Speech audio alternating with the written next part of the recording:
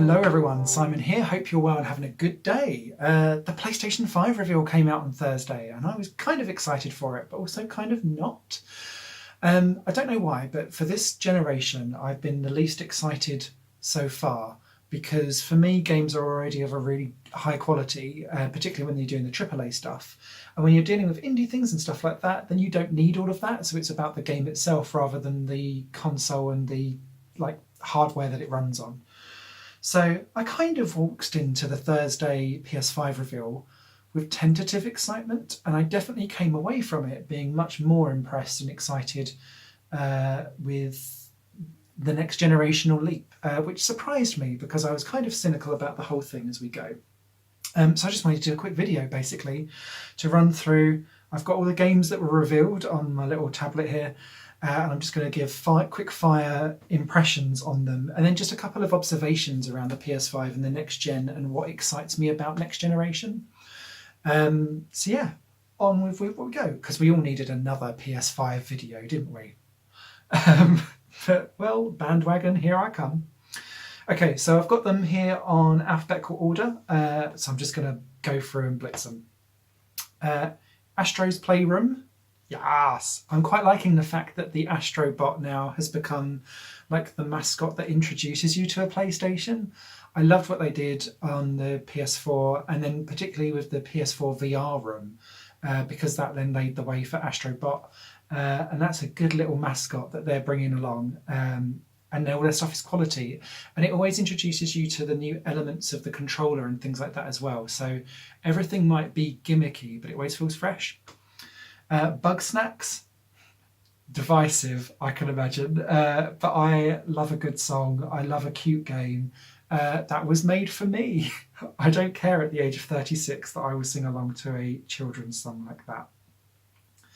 Deathloop, interesting concept. I'm not really sure if I would actually pick it up though. Quite like the stylization of it. It was kind of half cartoony, half real, all comic. Which might be the way that I get into that game specifically.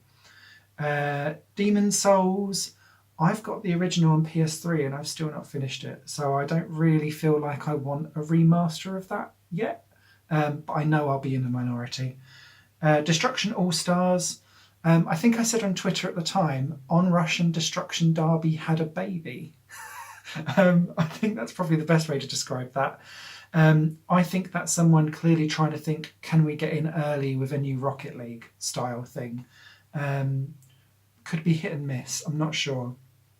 Ghostwire Tokyo looks really interesting, would like to know more about it. Godfall, I don't think it looks like a PlayStation 5 game. I think it looks like a PS4 game. And this was quite a lot of the thoughts that I had coming away from the show, was around actually what visually and what technically could make me go, that's a jump. And so many of these games did not do that for me, but I will mention a few that did later on down in the list. But Godfall was one of those where I just thought I could do that on a PS4, or it felt like I could. I need to understand why that is a PS5 game. Goodbye Volcano High. Again, this felt Night in the Woodsy for me, but also there's a bit of an LGBTQ plus side going on there, so it appeases lots of different indie umbrellas. And I know that I'll probably be picking that up. Looked quite cool. Again, not a PS5 game. It is just a good game, so I'm just glad to have it on the roster. Gran Turismo 7. I am in two minds over it. And I think it's because aesthetically I can spot the differences, but it also feels so minute and like a progressive step rather than a leap. And that's what kind of made me go, looks amazing, but I still am amazed by Gran Turismo now. And I think that's going to be the problem for me that PS5 and then the next gen will have. Grand Theft Auto 5 and Grand Theft Auto Online, I don't play those games. It's amazing to see that that game is still living, and it's good that it is. It makes me happy for things like we've just recently had Trackmania all come back and be like, hello, I'm now going online. I'm just glad that games like that are ephemeral. especially if that means that they stop making new ones so that we can make other games elsewhere. If people are satisfied with that game, give us something else to play with. Hitman 3, he doesn't age. He is permanently daddy stroller meat material. I do like the Hitman games, actually, to be honest. And that looks like what impressed me with Hitman 3, and hopefully it wasn't just a cinematic, was the amount of people and the amount of detail that went on in that room. So for me, that was next gen. Horizon Forbidden West, yes please. I've literally only just started Horizon Zero Dawn. Don't at me, it's been in my backlog. But I waited until all the DLC was reduced and then bought it all. And I was like, right, if we're going to go in, we're going in as the complete edition. So I'm lapping that up because I'm only about an hour and a half into the original and I'm loving it at the moment. Jet, the Far Shore. That looked really interesting to me. And I was trying to think, how is this a PS5 game when I was looking at it? And I think it depends on how vast the Far Shore is as to what that kind of technically would be like, ooh, PS5 game. Whereas Kenna, Bridge of the Spirits, that was one of the ones that really made me go, boop, because you could see the fur in the little creatures. It looked amazing. The detail of the surrounding environments looked amazing, as did, it felt Ghibli-Ixar, if that's a thing, it is now. I know that that's cliche to throw that out, but it really does. And it also reminded me of an early PS3 game called Mini Ninjas. I don't know why, but it did. Little Devil Inside, loved the comedy in it. Again, didn't feel like a PS5 game, but felt really... if I spotted that trailer just as a PS4 game, I'd have been like, add to basket. Same with Marvel Spider-Man's Miles Morales. I couldn't quite see the jump. Maybe it's because I was watching it in 720p. Well, I don't know. But I was like, this feels like a remaster of a game already, so I need to see more about Marvel Spider-Man to really go for it. NBA 2K21, my tweet on that was sweaty. But you could really see the skin detail and everything like that. And again, I was like, next gen. But then it reminds me of Detroit Become Human, when all of those little character cameos came out, and I was like poring over the pores of them, actually, to be honest. And I wonder what will happen with NBA if that will too end up being that's what we could do for one person, here's what we do for loads. I don't know. Oddworld Soulstorm. Love me some Oddworld. I'm well behind though. I've still not done Stranger's Wrath. And that's now been confirmed for also being on PS4. Because again, didn't look like a PS5 game, but I could see the jump between that and New and Tasty, if that makes sense. But it didn't feel PS5-y. Pragmata looked really, really interesting as well. But again, I was like, what is this going to be? Then came actually a trio of games that all kind of made me go, yes, this is next gen. So Project Athia looked amazing, but then made me think, is this a cinematic trailer? Is it in-game? Dunno. And it says working title, so that's due to change. But I was very, very intrigued with that. And it was the depth of how far you could see around and how it was all being recreated. Then comes the game that really sold next gen to me, and it was the gameplay section of Ratchet & Clank Rift Apart. And it was mind-boggling to me and really impressive to see how it would switch from level to level as you jumped around rift to rift. Now you could see like a little stutter as it pulled it out, and I was like, I want it to be seamless. But I was still super impressed at how it could render and push you around, and just the sheer scale. And I was telling someone about it afterwards, and they said, well, that's what an SSD can do for you. And I was like, so it can. I'm not technically minded. I just look at things and go, ooh, it's pretty, or ooh, that looks technical. I have no basis for what I say. Resident Evil 8 Village. When that came up, I didn't think of Village and I didn't think of Resident Evil. I thought, have they redone Forbidden Siren and given it a new one? And then it was like, oh, okay, Resident 8. I don't play the Resident Evil games, but I do appreciate how beautifully horrific it all looks. So I was really pleased with that. Returnal made me laugh because they've got the woman from Resogun and now she's a real human being. I really like Housemarque games actually.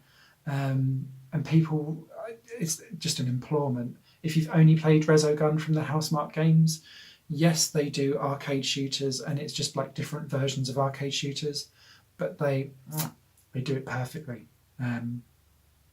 Sackboy: A Big Adventure. I did smile an awful lot when that came up. But again, not a PS5 game, it's a PS4 game. And what really interests me with that is if it's going to be a 3D adventure, that's going to be Little Big Planet without the building. How do you market that? Because it's lovely to have Sackboy as a 3D adventure game and it looks and feels amazing. And to be fair, I will be buying it. But for some people, it's feeling like you've then taken half the game and then put it out there, because you could make all of that, I think, in dreams. And that's the problem with Sackboy now going off on its own. Maybe I'm overthinking it. Solar Ash looked amazing. Again, it made me think of... what's the name of the game where it's the music all the way through? And I've now got the song, Begin Again. You'll know what I'm talking about when you look at the comments. It's going to really bug me now. But anyway, it looked like that. So again, I was like, I feel like this could be a PS4 game, but I was really intrigued with it. Stray looked fantastic. I want to be that cat. Yes, please. Yes, please. And the Pathless and Tribes of Midgar are the final two. And again, I've looked at other bits of that because I didn't see Tribes of Midgar. It must have passed me by in the actual event itself. But I have now seen some footage of that and that looked quite interesting as well. So a couple of things that kind of took away from that is so much of this I felt could have been done on a PS4. And so I'm still not sold on exactly what really sees the jump. And I don't think I will for a while. I've traditionally never bought a console immediately, straight out the box, and I won't this time as well. So anyone that's looking for PS5 content immediately, you won't see any until 2021, probably middle of the year. A, I'm still paying off my new PC. B, I always wait for at least the first 6 months for all the console first run to go out and everyone to be like, it's bugged, the controller falls apart, oh, it explodes. So I'll get that out of the way and then I'll be like, I'm not paying an extra £100 to be a beta tester. So there's that. What was the other thing I was going to say as well? But one of the things that kind of struck me with all of this was how many of these titles that I've reeled off are by smaller studios. And what it made me think of was that all of these look really impressive. And although I've said, it's a PS4 title, what it's done for the indie genre is take it away from, we can only aim for a pixel art 2D platformer. Now, I'm sure loads of those will still be there and they'll still be popping up all over the shop. I'm sure Ratalaika Games will be eating them like candy from a baby. But it was the sheer variety of smaller indie studios being able to put together something that looked premium on a PS4. And that kind of really opens my eyes up to the future of what potentially next gen could be and how developers were saying that it was easy to develop for. And I think that's so key. It's where the PS3 struggled with and it took a while to get going because everyone was just like, dunno. PS4 was great because it opened lots of doors for indies to come in. Now indies can make real artistic games and stand on their own 2 feet and not have to rely on, oh, I've gone for low poly or I've gone for pixels to cover up the budget that they have and the deficit that they have to make it up.